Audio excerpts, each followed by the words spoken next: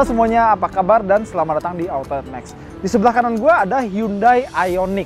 Ini adalah mobil listrik salah satu yang paling murah di Indonesia. Dan kalau misalnya kalian pernah ke bandara, mungkin kalian pernah lihat mobil ini jadi taksi online ya. Tapi dia juga bisa dibeli untuk keperluan pemakaian pribadi. Misalnya kita mau beli buat ke kantor atau ke mall atau kemana gitu, kayak dengan harga sekitar 600 juta rupiah. Ya, dengan harga segitu kita dapat mobil listrik yang seperti apa sih? Cek video ini.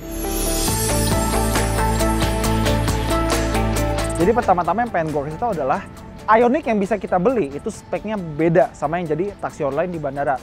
Pertama, kalau dari lampu dia dapat lampu full LED. Kalau yang spek taksi dapat lampu proyektor halogen. Dan ada aksen bagus di mana LED DRL itu ada 3, terus ada aksennya terus ke bagian sini. Dan di sini kita dapat ventilasi udara asli buat ke bagian sini. Dan kedua, detail lain yang memperhatikan aerodinamika ada di sekitar celah antara bumper sama kap mesinnya. Karena kalau kalian lihat, coba deh, ada list karet di sebelah sini biar aliran udara tuh lebih lancar, biar bisa melaju lebih kenceng dan lebih efisien dalam penggunaan listrik. Mobil listrik, makanya listrik, bukan bensin.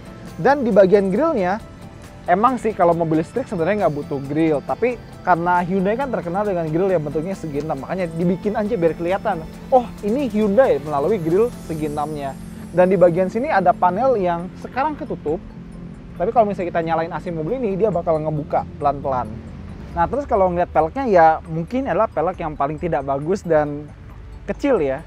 Tapi sebenarnya ada alasan kenapa Hyundai sengaja ngasih pelek kecil di mobil ini. Karena Hyundai pengen memaksimalkan biar mobil ini bisa melaju sejauh-jauhnya dengan baterai yang ada. Baterai sekitar 38,3 kWh ya. Makin kecil pelek, makin ringan beban mobil dan dia bisa jalan makin jauh. Dan desain peleknya diusahain senutup mungkin biar aliran udara di samping itu bagus, dan dibantu ventilasi tadi dia ada tirai udara biar mobil ini jadi lebih aerodinamis. Dan karena peleknya kecil, bannya jadi tebal, dia pakai ban Kumho. Dan ini ada emblem Blue Drive, ini mirip banget sama emblem Mercy zaman dulu kayak di C-Class, E-Class ada emblem gini, kalau nggak salah Blue Efficiency deh kalau di Mercedes. Terus kalau kalian lihat profil mobil ini kayak bukan hatchback biasa ya, malah kayak liftback mungkin, kayak Corolla zaman dulu tuh yang liftback juga. Cuma emang sebagian besar mobil-mobil hybrid atau listrik punya profil yang seperti ini. Jadi selain Hyundai Ioniq, ada beberapa contoh lain kayak Prius generasi kedua, generasi ketiga, terus ada Honda Insight sama Honda CR-Z. Siluet dasarnya tuh mirip-mirip dengan mobil ini. Berikutnya mobil ini juga punya smart entry di pintu driver sama pintu passenger. Tinggal klik, nutup, klik lagi buat buka. Dan bentuk ini emang sengaja dipilih karena menurut perhitungan para engineer ya, dia paling aerodinamis. Dan nggak cuma itu, dia di bagian kolongnya dia dibuat rata. Jadi nggak cuma kayak mobil sport atau supercar atau super hypercar gitu ya, yang bagian bawahnya rata buat aerodinamika. Mobil listrik sama hybrid juga memperhitungkan aerodinamika biar irit. Nah, terus karena bagian belakangnya kan agak melandai begini ya, otomatis kaca belakangnya jadi agak kecilan. Makanya mau nggak mau Hyundai ngasih kaca lagi di sini. Dan kaca yang di sini dibuat nyatu ya sama desain lampu belakangnya, dan lampu belakangnya dia punya garis-garis yang menurut gua unik sih. Terus ada tulisan elektrik. Ini mobil listrik murni, nggak pakai campuran bensin atau apa, bener-bener dicolok ke stop kontak. Dan dia cuma punya satu kamera di belakang, tapi dia punya sensor parkir di belakang sama di depan. Ya paling nggak lebih aman lah daripada nggak ada kamera kan. Sama kalau kita buka bagasinya, dia masih manual ya. Ada partisi buat nutupin biar nggak ada yang ngintip. Sama di sini kita dapat kabelnya, yang ini buat ke mobil, yang ini buat ke stop kontak. Jadi misalnya buat ngebuka tutup chargernya, ada tombol di dekat dongkol driver, kita buka dari situ. Tapi kalau misalnya baterainya mati dan kita nggak bisa buka tutup chargernya, ada tali yang bisa kita tarik dari sini. Ada tuas warna hitam, tarik buat ngebuka port chargernya. Habis itu kita buka dan ada 2 cover yang mesti dilepas, tapi karena kita pakai charger yang cukup standar, cukup buka yang bagian atas saja. Nah, bisa masuk. Nah, jadi ini kita colokin ke rumah, dan kalau misalnya di listrik rumah tangga biasa ya, ini dari 0 ke penuh itu kira-kira butuh sekitar 11-12 jaman, dan mungkin bisa lebih, tergantung ampere, voltase, dan daya rumah kalian. Tapi kalau misalnya di stasiun pengisian kendaraan listrik umum, kayak misalnya di Gambir, di Ion BSD, terus ada di Senen City gitu-gitu, itu ada fasilitas quick charging yang bisa ngisi baterai itu lebih cepat lagi, kayak paling setengah jam atau mungkin 40-50 menit Pokoknya lebih cepet di SPKLU. Dan tenang aja, kalau misalnya hujan, dia udah ada sealant yang tahan dengan segala macam cuaca. Kalau misalnya kalian pernah lihat mobil listrik lainnya, kayak misalnya Tesla Model S, Model 3, Model X, sama Model Y, atau nggak Porsche Taycan gitu kan, dia bagian depan kan kosong, karena kan mobil listrik nggak ada mesin kan. Biasanya di bagian depan dia dimanfaatin jadi ruang bagasi. Tapi karena mobil ini, dia ngikutin jejaknya kayak Nissan Leaf gitu. Jadi bagian depannya itu dimanfaatin buat modul controller. Jadi apa yang kita di sini adalah bagian yang paling sensitif buat mobil listrik, karena bisa kita bilang otaknya di sini. Dan dia pakai motor listrik itu dia di depan ya, jadi penggerak roda depan. Motor cuma satu, jadi tenaganya 134 horsepower dan torsinya 295 Nm. Ya kalau boleh dibilang kira-kira itu torsi kira-kira kayak mesin 2400 atau 3000 cc lah. 3000 cc non turbo ya by the way. Dia pakai baterai itu ukuran 38,3 kWh dan dia bisa fast charging dan bisa normal charging. Dan kita punya tips kalau misalnya kalian pengen mobil listrik kalian baterainya awet. Tips pertama adalah kalau ngecas, usahain jangan nunggu sampai lowbat dulu baru ngecas. Paling nggak 50% baru dicas, atau paling nggak 30% lah baru cas. Kedua, jangan diparkirin atau dibiarin di tempat yang panas banget. Usahain ada pelindung kayak pohon atau atap atau garasi yang tertutup. Itu lebih baik buat mobil listrik kalian. Ketiga, jangan terlalu sering kick down sampai pedalnya nyentuh lantai. Ya seru sih, gue tahu, cuma itu bikin degradasi umur baterai kalian lebih cepat daripada seharusnya. Ya, meskipun mobil ini kan mobil listrik, tapi dia tetap butuh aki biasa, karena aki ini buat tenagain kayak head unit, speaker, terus bisa speedometer yang layarnya itu loh, sama kayak jok pemanasnya dan elektronik lainnya yang butuh listrik. Dan kalau kalian lihat, dia tuh kayak ada sejenis tangki radiator ya buat coolant, karena gimana pun juga kayak pengendali komputernya ini dia juga melepaskan panas, sama kayak sistem-sistemnya atau kelistrikan-kelistrikan lainnya yang juga mengeluarkan panas. Jadi ini diperluin biar suhu di sekitar sini tuh tetap ideal dan nggak kepanasan dan nggak kedinginan. Dan di belakang itu ventilasinya itu buat dinginin atau manasin baterainya. Sekarang saatnya kita masuk ya, dan kalau saya penasaran, ini kuncinya. Ya kunci Hyundai reguler sih, dan kalau kita tekan ada anak kuncinya. Tombol cuma 3, unlock, lock, sama buat buka bagasi. Dan dia smart entry. Oh ya, sebelum kita masuk, tebak deh pajak mobil ini berapa? Ya dengan harga beli 600-an, mobil ini pajaknya, PKB-nya ya, 2,8 jutaan. Murah. Oke, sekarang kita di dalam interior Hyundai Ioniq. Kalau bahan dia relatif campur-campur ya, tapi pembuatannya sih lumayan baik ya. Jadi di sini lumayan bagus, tapi begitu ke sini agak sedikit keras ya, meskipun di sini ada aksen jahit-jahitan. Dan satu detail yang baru gue sadar setelah coba mobil ini beberapa jam, ini tuh bolong. Bagian sini tuh bolong. Nggak tahu kenapa, nggak mungkin buat head up display, cuma ya dibolongin aja gitu sama Hyundai. Terus ke panel pintu bagian atas ya, di sini juga bagus. Tapi begitu turun ke bawah udah mulai plastik-plastikannya seperti biasa. Dan ada banyak common part dari Hyundai lain di mobil ini. Di power window banyak switch yang sama, di setir, di bagian power outletnya. Dia ada 12 volt, ada USB, sama ada satu lagi buat colokin adapter. Terus di sebelah sini ada banyak, tapi ya wajar sih ya. Oke, sekarang kita masuk ke pembahasannya. Kita dapat speedometer full layar, dan di sebelah kiri ada buat baterai. Sebelah kanan ini buat meteran power atau charge. Terus untuk setirnya dia manual ya, tapi bisa tilt dan teleskopik. Dan dia seperti normalnya mobil-mobil Jepang atau mobil Asia, stand-nya di sebelah kanan, lampunya juga sebelah kanan, dan wipernya di sebelah kiri.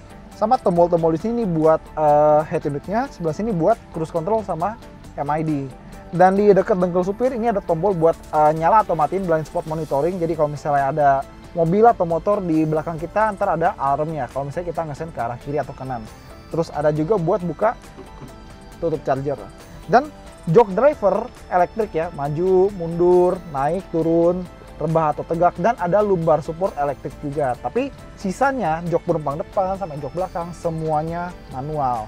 Dan untuk spion tengah dia udah auto dimming, ada tombolnya di sini, dan dia dapat sun visor yang ada lampunya. Dan kalau misalnya kita biarin ya, dibiarin nyala ya, dia otomatis mati karena bagian ini tuh neken saklar lampunya. Bagus juga. Sekarang kita mau bahas bagian tengahnya ya, terutama kita mulai dari AC-nya dulu, kan kelihatan ya. AC mana di sini hitam doang kok. Ya, ini adalah salah satu mobil yang pakai touch panel yang kalau mobilnya mati kelihatan bersih di sini gitu aja ya. Tapi nggak bersih-bersih amat sih. Ini ada beberapa sidik jari ya, mesti dibersihin. Cuma kita nyalain aja, tanggung. Nah, langsung munculkan displaynya segala macam. Jadi dia cuma single zone climate control, ada mode autonya, dan kita bahas bagian tengahnya. Di sini ada tempat buat wireless charging. Jadi kalau kita taruh HP yang udah support, dia bakal langsung ngecas. Dan karena mobil ini didesain buat agak futuristik, dia pakai tombol buat personelnya. P parkir, R mundur, dan dia langsung tampilin kamera mundurnya di layar sini. Dia ada garis yang ngikutin arah setir ya, kalau misalnya kalian bisa lihat. Tapi ya dia bukan kamera 360, tapi cukup lah, nggak apa-apa. N buat netral, D buat drive. Terus di sini ada tatakan buat kita naruh tangannya. Agak kemersi-mersian ya bagian ini. Terus di sini ada tombol buat ngubah drive mode yang udah gue bilang tadi. Dan ada fiturnya agak mubazir sedikit sih. Pemanas jok. Ganti pendingin jok boleh nggak? Lebih berguna kayaknya kalau di Jakarta. Dan di belakang ada tombol buat ngaktifin atau matiin kamera secara keinginan kita sendiri. Tinggal pencet, kamera langsung muncul. Dan ada tombol buat sensor parkir, sama ada tombol buat auto brake hold. Dan rem parkir elektrik ya. Iyalah, mobil listrik. Dan di sini ada laci yang cukup besar dan ada satu lagi port buat ngecas. Jadi layar ini punya macam-macam ya, Apple CarPlay, Android Auto, Bluetooth, USB, segala macam. Dan ada beberapa tombol shortcut di kanan sama di kirinya. Nah, kalau misalnya pengen gedein volume yang ini, kalau ganti-ganti channel radio yang sebelah sini. Dan head unit ini juga nampilin kalau kita ubah-ubah driving mode-nya. Ada normal, eco, sama sport. Tapi lucunya, ini kan Hyundai Ioniq. Cuma begitu kita pindah-pindah drive mode, yang muncul di sini tuh Hyundai i30. Aduh, grafiknya salah nih. Harus diganti ini. Oke ya, paling itulah. Sama ini ada eco driving. Jadi sejauh kita nyetir, kita tuh udah hemat atau tidak mengeluarkan CO2 tuh seberapa banyak kita bisa lihat di sini. Dan ada juga historinya. Dan karena ini mobil listrik, dia satunya kilometer per kilowatt hour. Di sini ada aksen chrome dan tepat di bawahnya, kalau malam-malam ini kelihatan ada lampu kabin, ada ambient light, tapi nggak bisa diganti warna ya, warna biru aja. Dan lacinya ya lumayan lah ya. Sebelum kita pindah ke belakang, bunyi klaksonnya tuh kayak begini. Ke belakang yuk. Sekarang kita di kabin belakang dan tinggi gue 178, buat ruang kepala ada sekitar 4 jari sih, ya cukup doang lah. Kalau ruang kaki, ini depan posisi nyetir gue sendiri dan relatif nggak ada masalah, relatif oke. Ada AC tengah tapi nggak bisa diatur suhu ataupun speed kipasnya. Ada armrest, ada cup holder, tidak ada charger, dan ada jok Isofix di sebelah kanan maupun sebelah kiri. Cuma sayangnya dia bahan ke belakang ini udah mulai biasa aja ya, plastik biasa, terus speakernya juga biasa, dan ya kantong kiri juga nggak gede-gede amat. Dan kalau mau duduk di tengah,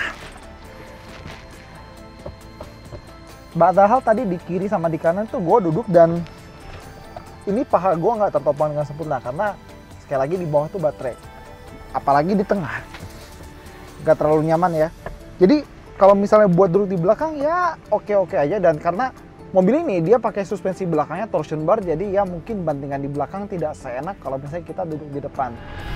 Oke, sekarang kita mau mulai ngecas. Itu baterai sisa 36%. Sekarang jam 8:14 malam. Kita matiin mobilnya. Jangan lupa buka tempat chargernya. Nah, udah kebuka, kita tutup. Kabelnya udah di luar ya. Jadi pertama-tama kita colok kabel yang ini dulu, langsung ke stop kontak. Jangan pakai terminal kuningan atau extension ya, harus langsung ke stop kontaknya. Tep. Nah, ini kalau misalnya kebaca dia 10 ampere. Oke. Nah, sekarang bagian yang ini kita colokin ke mobil. Buka covernya. Itu dia, tinggal colok. Oke. Nah, kedengeran udah ngunci. Dan ini lampu ini akan berkedip-kedip, tanda chargingnya sukses dan lagi isi listrik. Selain itu ada lagi pengisian di situ tuh. Katanya sih 17 jam 40 menit menuju 90% ya. Kita lihat aja apakah bener. Ya syukur-syukur lebih cepat lah ya. Oke semuanya, sekarang sekitar jam 7.37 atau 7.38 dan kita mau lihat. Kemarin kan kita udah ngecas dari jam 8 seperempat ya, 8 malam. Sekarang baterainya 69% menuju 90%, sisanya 6 jam 50 menit. Lumayan lah, dan sekarang kita bakal cabut chargernya karena kita mau mulai jalan. Kita tutup. Dan cara cabut chargernya gimana? Jadi caranya tuh bukan langsung dicabut begini. Dia masih ngunci. Caranya kita harus tekan tombol unlock di kuncinya. Nah, dia ngebuka kuncinya dan kita cuma punya waktu 15 detik langsung cabut. Sep. Nah, habis itu jangan lupa cabut juga dari sini. Terus rapiin lagi ke tempatnya dan kita siap jalan.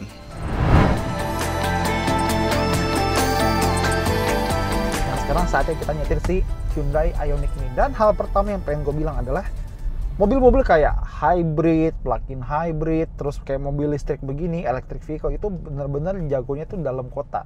Nggak terkecuali si Ioniq ini. Dan terbukti mobil ini punya beberapa feature yang emang berguna buat menunjang efisiensi nyetir dalam kota. Contoh, dia punya one pedal driving dan dia punya regenerative braking. Jadi motor listriknya atau dinamonya bakal bekerja terbalik buat ngisi baterai. Jadi kalau kita ngegas, dia jalan, tapi kalau kita ngelepas gas, dia pakai putaran dinamonya atau motor listriknya buat ngisi lagi baterainya. Dan di sini kalian lihat ada pedal shift. Tapi karena mobil ini bahkan nggak punya gearbox, ini bukan buat ganti gigi, tapi ini buat ngatur regenerative brakingnya. Ada 4 level ya. Level 0, 1, 2, 3. Jadi yang kiri ini buat naikin, yang kanan ini buat nurunin level regenerative brakingnya. Contoh sekarang kalau kita pakai level 3, kita lepas gas. Nah, dia tuh regenerative braking itu paling kuat. Tapi kalau kita pindahin ke 0, nih gua gas, terus gua lepas. Kalau kita lepas gas, dia bakal coasting atau meluncur seperti mobil biasa. Jadi karakternya bisa di setel sesuai selera kita. Lagi pengen regeneratif yang kuat atau pengen kayak mobil biasa aja gitu, terserah kita. Kedua, dia ada beberapa mode berkendara ya. Ada eco, jadi tenaganya bakal ditahan-tahan biar mobil ini lebih irit. Ada normal buat penyaluran tenaga yang lebih normal. Terus ada sport biar mobil ini bisa lebih ugal. Tapi kalau kita tekan tombol ini ya, drive mode-nya terus ditahan, kita bakal masuk ke mode Eco Plus. Eco Plus ini bener-bener dibuat biar mobil ini irit, bahkan sekarang aja AC-nya mati. Tapi karena Jakarta panas, gue langsung masukin mode Eco aja yang biasa. Nggak bisa kalau nggak pakai AC. Terus kalau kita nyetir di Hyundai Ioniq ini, satu hal yang perlu kita ingat adalah kita duduk di atas baterainya. Karena di bawah lantai ini baterai semua. Makanya posisi joknya jadi kerasa agak tinggian dikit. Tapi ini udah posisi paling rendah pun paha gue agak ngatung dikit nih. Kalau misalnya pengen diakalin sih bisa. Jadi gue mundurin joknya biar paha gue agak turun. Cuma ya posisi duduknya emang agak tinggi. Cuma untung setirnya dia bisa naik turun dan maju mundur. Jadi posisi ergonomis sih bisa dapet. Cuma emang agak sedikit tinggi aja karena kita duduk di atas baterainya. Dan berikutnya kita bahas gimana sih visibilitas mobil ini. Ngelihat ke depan enak di mobil ini, nggak ada masalah, kacanya lebar, bagus. Pilarnya agak sedikit gemuk di bawah sama ke spion, tapi relatif nggak ada masalah. Terus dia punya garis bahu yang rendah dan kacanya juga relatif tinggi. Yang masalah, yang nggak bagus, itu ngelihat ke belakangnya. Padahal spionnya udah gede, udah ada auto dimming, cuma gara-gara kaca belakang itu landai dan kepisah jadi 2 bagian. Jadi ada di tengah-tengah itu kehalangan, itu ngelihat belakangnya perlu perjuangan. Apalagi kalau malam-malam, udah gitu nggak ada wipernya lagi. Aduh, ngeliat ke belakangnya agak susah sih. Tapi ya begitulah realita mobil ini. Dan mobil ini dia punya fitur yang menurut gua menarik buat menghemat penggunaan listrik mobil ini. Di bagian AC dia ada menu driver only. Jadi apa? Ini buat apa? Jadi kalau misalnya kita lagi nyetir sendirian, kita nyalain AC, AC sebelah kiri depan sama AC belakang itu nggak akan nyala. Cuma di bagian driver yang nyala. Jadi konsumsi baterainya bisa lebih diirit-iritin buat mobilnya jalan. Itu contoh penggunanya pinter sih buat mobil listrik ya. Seperti yang gue bilang tadi, mobil listrik, mobil hybrid, dan karena si Ioniq ini mobil listrik juga, biasanya mobil-mobil kayak gitu itu jagonya dalam kota, tenang, senyap, nggak ada suara, nggak ada asap. Tapi gimana kalau kita bawa mobil ini di jalanan kayak misalnya tol begini? Ternyata nggak jauh beda sama kayak bawa mobil biasa, cuma emang nggak ada suaranya aja. Dan di sini kita lagi kecepatan sekitar 72-73 km per jam dan Emang suara ban sedikit masuk, tapi masih dalam batas yang wajar, masih batas nyaman, nggak sampai berisik atau mendengung dalam kabin, seperti itu. Dan kalau misalnya mobil listrik itu kan identik dengan torsi atau tarikan yang instan banget ya. Ini kita masih di mode eco dan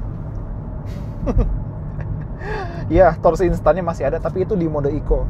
Tanggung, kita pindahin aja ke mode sport. Coba. Ya. Dia masih punya tarikan atau torsi yang instan banget. Tapi karena mobil ini kan, orang yang beli mobil ini emang pasti pengen berkendara dengan halus, nyaman, dan efisien. Jadi gua rasa mode sport paling dipakainya sekali-kali doang kalau mau pamer ke temen. Pretty much orang yang beli mobil ini pasti kalau nggak di mode normal, di mode eco. Sekarang daripada penasaran, langsung aja kita cobain seberapa mantap sih tarikan mobil ini. Langsung ke mode sport. 69, 80, 90, 100, 110. Oke, gue percaya torsinya instan. Tapi kalau kita terlalu sering kick down sampai pedal itu rata lantai kayak gitu, itu pasti boros di baterai. Tapi ya ya nagih sih. Udah. Balik mode eco aja lah. Sama di kecepatan tol kayak begini mungkin kalau misalnya kalian santai aja gitu sambil denger musik atau apa, mungkin kalian lupa kalau itu tuh mobil listrik gitu. Karena ya feelingnya sama aja kayak mobil bensin biasa, terlepas nggak ada suara gitu, nyetirnya normal. Apalagi kalau kita pakai feature cruise control ya, jadi tinggal pencet cruise, set speednya. Nah jadi kita bisa lepas kaki kanan dari gas, dan kaki kanan kita bisa siaga di rem dan tangan kita siaga di setirnya. Tapi ini bukan adaptive cruise control, jadi dia nggak akan jaga jarak, dia nggak akan social distancing dengan mobil di depannya. Nah terus si Ioniq ini dia punya suspensi yang gue bilang sih pas ya, nggak lembut atau keempukan, tapi juga nggak keras atau lagi gubrak-gubrak. Nih kita lewat perlintasan kereta sekarang. Oke, masih enak, masih oke, nggak ada komplain soal suspensinya. Tapi paling karena ini mobil listrik, nggak ada suara mesin. Kalau kita di kecepatan kayak 30 atau 40 aja, itu suara-suara dari kolong atau dari ban itu udah mulai kedengeran, udah mulai masuk. Apalagi kalau misalnya kita di jalanan beton kayak gini ya, nggak usah kecepatan tinggi, kecepatan 40 aja itu kedengeran suara dari kolong. Tapi kalau misalnya aspalnya mulus sih, mungkin relatif lebih tenang ya. Tergantung kontur jalan aja sih. Ya jadi karena mobil listrik ini nggak ada suara mesinnya, kita jadi lebih peka sama kondisi sekitar. Sekarang kita bahas handling si Hyundai Ioniq ini. Dia ini setirnya sebenarnya agak delay sedikit ya, ada jadanya sedikit, dan akurasinya biasa aja, responnya juga biasa aja. Dan karena mode drivingnya tuh antara yang eco, normal, sama sport, dia cuma ngubah penyaluran tenaganya doang. Setirnya ini nggak diubah sama sekali melalui driving mode-nya, jadi tetap kerasa agak enteng dan feedbacknya agak minim. Jadi kalau kita zigzag begini nih, dia kerasa punya body roll yang lumayan minim, karena yang berat-berat nih baterainya ada di bawah. Jadi titik beratnya rendah dan body rollnya bisa dikurangi seminimal mungkin. Tapi ya handling mobil ini biasa aja sih, nggak spektakuler. Tapi toh ini juga mobil buat transportasi harian dalam kota kan. Nah terus karena ini mobil listrik, gimana pun juga intisari dari mobil ini adalah baterainya. Dia punya baterai 38,3 kWh, dan sekarang harga listrik itu kalau rumah tangga ya Rp1.400 per kilowatt. Jadi kalau ngecas mobil ini dari 0 sampai 100 sampai penuh maksudnya, itu kira-kira sekitar 60.000 lah kurang lebih. 60.000 dari kosong sampai penuh. Murah loh. Mobil gua aja kalau bensin dari 0 sampai penuh udah gope tuh 500.000. Dan mobil ini kalau misalnya dari baterai penuh sampai habis itu kira-kira sekitar 373 km. Itu kira-kira jauh tuh, bisa bolak-balik Bandung Jakarta kayaknya. Tapi itu klaimnya. Kalau misalnya realitanya ya paling sekitar 350, 340, tapi angka segitu cukup lah. Gak bagus, cuma cukup. Dan mungkin ada beberapa dari kalian yang bertanya, ini baterainya gimana, garansinya begini begitu. Jadi Hyundai Indonesia ngegaransi baterai si Ioniq ini 8 tahun. Jadi misalnya kalian beli tahun 2020, kalian punya jaminan sampai tahun 2028. Itu salah satu garansi yang bikin hati lumayan tenang sih. Dan gak cuma itu, kalau misalnya kalian tanya, gimana kalau kena kayak hujan atau genangan? Hujan gak ada masalah, genangan juga gak ada masalah. Tapi jangan paksa mobil ini buat ngelewatin banjir. Mobil biasa dilewatin banjir aja bisa rusak, apalagi mobil kayak gini. Ini mobil, bukan kapal. Kalau di mobil bensin kan biasanya kita ngomongin kayak berapa kilometer per liter, sekian, seperti itu kan. Kalau misalnya di mobil listrik emang satuannya kita harus ganti. Jadi kalau misalnya di MI di tengah sini kita dapat satuan kilometer per kilowatt hour. Sekarang dari tadi gue nyetir ya kombinasi tol, dalkot sama tol, ini dapat 9,5 km per kilowatt hour. Jadi tadi kan gue bilang ya, listrik itu kalau misalnya rumah tangga per kilowatt hour itu 1.400. Jadi buat menempuh 9,5 km, mobil ini cukup butuh biaya Rp1.400. Kira-kira 1,5 aqua gelas kali ya. Itu kalau harga di Jakarta. Kalau di kampung mah aqua gelas masih gopean kan. Jadi 3 aqua gelas kalau di kampung. Lumayan. Jago juga mobil listrik urusan gini-ginian. Dan nggak cuma itu, karena kita kan masih baru banget ya sama mobil listrik. Jadi mobil ini ngasih beberapa tips yang berguna buat kita lebih familiar sama mobil ini. Contoh, di layar tengah ini sekarang lagi menu EV, Electric Vehicle. Kita tap bagian sini. Nah, dia ngasih tahu kalau misalnya kita matiin AC, jarak tempuh kita bisa nambah jadi 280 km. Tapi kalau kita tap nyalain, jadi 239 km aja. Dan sekarang sisa baterai kita 66%. Jadi kira-kira dengan 66% ini kita bisa segini kalau AC tetap nyala, tapi bisa segini kalau AC-nya mati. Terus di menu yang di sini ya, di charge management, di bagian sini kita bisa ngatur berapa maksimum ngecasnya. Kalau misalnya di sini 100%, kita bisa atur kalau misalnya habis dicas di entah di SPKLU atau di rumah, misalnya kita bisa atur sekitar 80%, 90% atau 100%, tergantung kebutuhan maunya berapa. Nah, sekarang kita ketemu dari salah satu sahabat mobil listrik, jalanan menurun. Karena tadi kan gue bilang, kalau kita kayak ngelepas mobil ini, ngelepas pedal gasnya ya, dia tuh mulai regenerative braking. Jadi motor listriknya dia akan bekerja terbalik buat ngecas baterainya lagi. Nah, kalau kita lepas gas kayak gini, kita biarin mobilnya meluncur, jadi tenaga putaran roda itu akan bantu motor listriknya buat ngecas baterainya lagi. Nah, jadi dari putaran roda, motor listrik yang muter, tapi karena kita nggak ngegas mobilnya, putaran dari motor listriknya itu bukan buat jalan, tapi buat ngecas baterai. Jadi kalau kita dari tempat tinggi nih, terus turun terus, itu malah jarak tempuh kita dan level baterai kita tuh nambah. Enaknya di situ kalau mobil listrik. Tapi gimana sih soal prospek mobil listrik di Indonesia? Ya, kita emang masih di tahap yang awal-awal banget.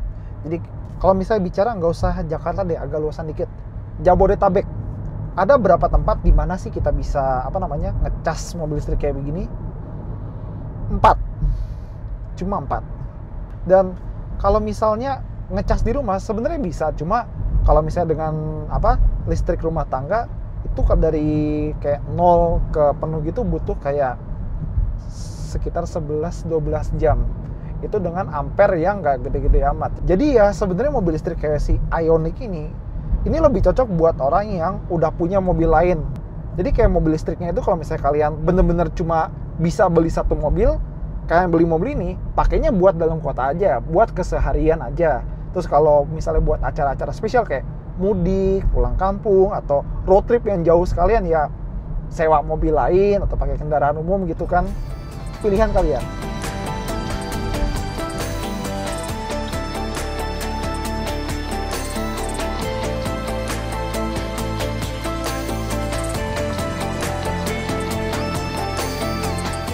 Oke, jadi apa kesimpulan kita mengenai si Hyundai Ioniq ini?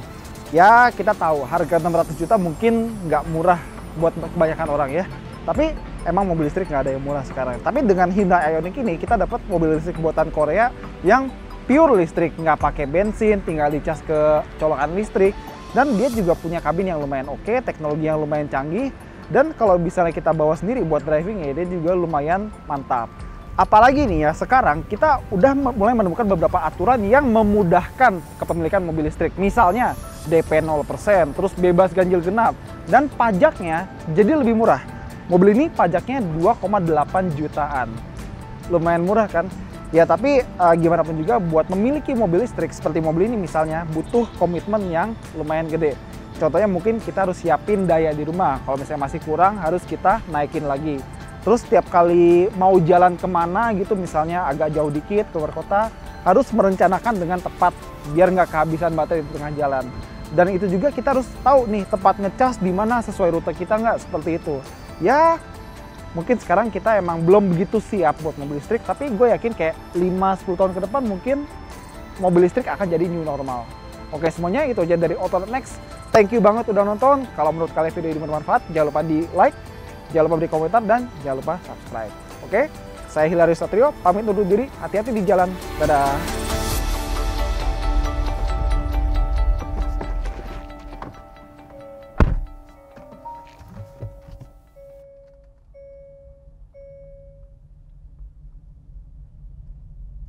Dan juga dia, tadi keunggulannya apa lagi? Pajaknya murah. Dan juga dia. Sebentar, tadi ada satu lagi yang sempat kesebut. Oh ya, pajaknya murah, lupa gue. Iya. Sorry. Dan juga mobil listrik